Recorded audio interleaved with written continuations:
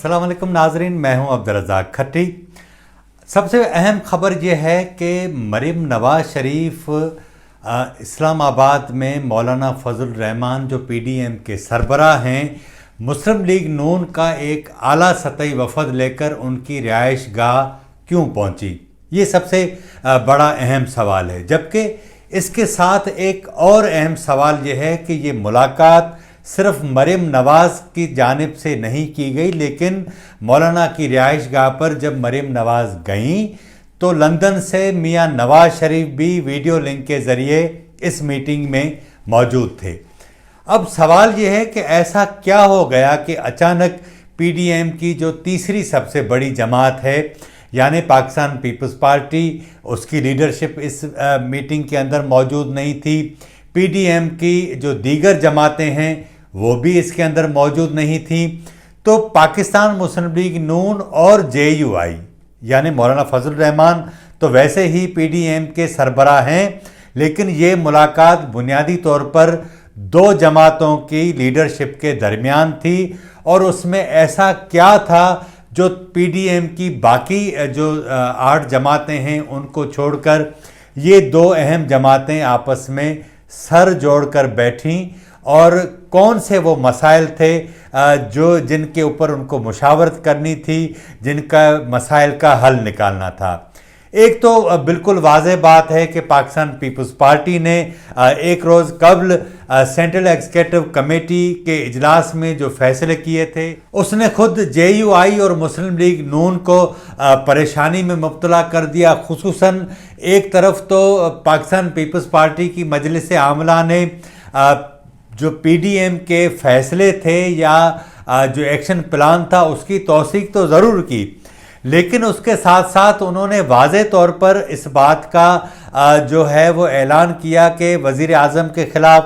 तहरीक अदम एतमाद भी लाई जाए। उन्होंने ये भी कहा कि सेनेट इंतखाबात में भी हिस्सा लिया जाए और जो ज़िमनी इलेक्शन है उनमें भी हिस्सा लिया जाए। ज़ाहिर है कि ये पाकिस्तान पीपल्स पार्टी का फ़ैसला तो था, लेकिन PDM का तो फ़ैसला नहीं था। PDM के अंदर ये जो दो बड़ी जमातें हैं यानी मुस्लिम लीग नून और JUIF, ये बुनियादी तौर पर इन जो सेनेट इंतखाबात हैं और जो ज़िमनी इंतखाबात हैं उस पर उसमें हिस्सा लेने की जो है वो राय नहीं रखती, मर्ज़ी नहीं रखती। तो पीपल्स पार्टी क्यों ऐसा करना चाहती है? ज़ाहिर है कि अगर सेनेट इंतखाबात में पीपल्स पार्टी हिस्सा लेगी तो PDM की तमाम जमातों को इस बात पर गौर करना होगा कि अगर पीपल्स पार्टी की मरकज़ी मजलिस आमला इस बात का फ़ैसला कर चुकी है तो जमहूरी तौर पर पीपल्स पार्टी की क़यादत ने जो फ़ैसला किया है उसको तमाम जमातों को उसको इज़्ज़त देनी पड़ेगी। अब ये एक बड़ा जो है वो सेंसिटिव इशू है, क्योंकि एक तरफ हुकूमत की जानिब से PDM के खिलाफ ज़बरदस्त किस्म का प्रोपेगेंडा किया जा रहा है। आपको याद होगा कि जिस दिन पीपल्स पार्टी की मरकज़ी मजलिस आमला का इजलास हो रहा था तो उस दिन भी मीडिया के अंदर मुख्तलिफ ख़बरें चलवाई गई। कहा गया कि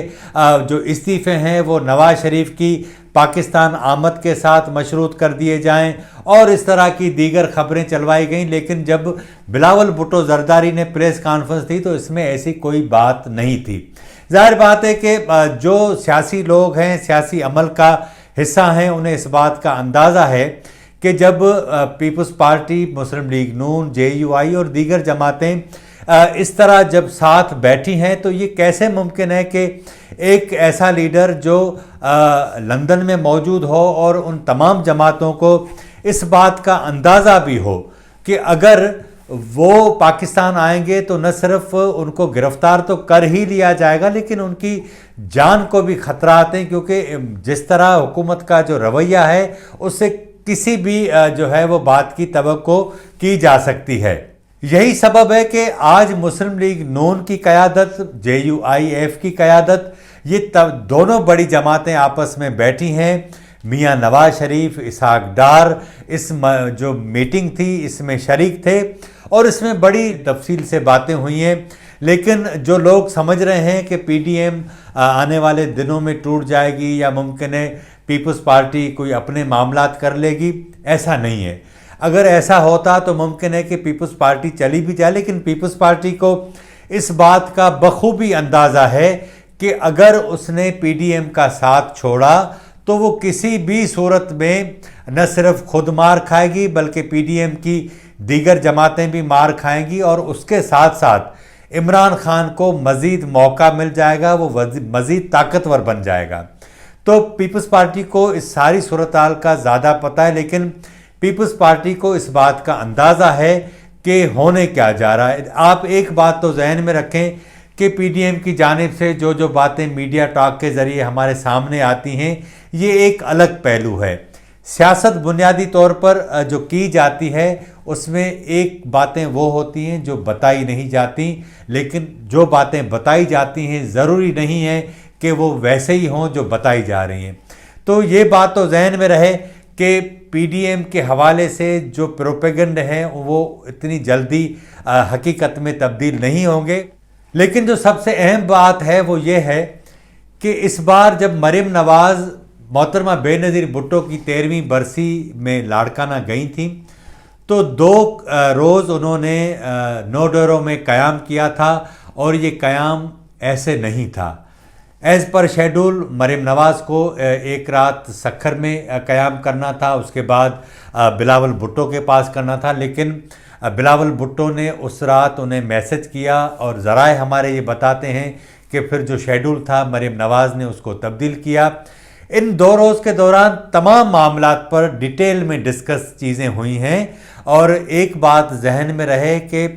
بلاول بھٹو زرداری نے وہ تمام آپشن جو ہیں وہ مریم نواز کے سامنے رکھے ہیں کہ حالات کس طرح ہونے جا رہے ہیں، کیا ہونے جا رہا ہے، وہ ساری باتیں انہوں نے ان کے سامنے رکھی ہیں۔ اور یہی سبب ہے کہ میاں نواز شریف کیونکہ لندن بیٹھے ہیں، یہاں کے زمینی حقائق جو ہیں اس بارے میں وہ اتنے آگاہ نہیں ہیں جتنی مریم نواز ہیں۔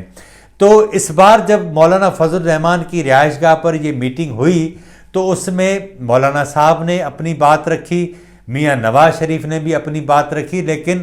مریم نواز نے جو رابطے ہوئے ہیں بلاول بھٹو زرداری سے یا دیگر جماعتوں سے، وہ سارے جو حقائق ہیں، جو ہونا ہے، جو ہو رہا ہے اور جو ہونے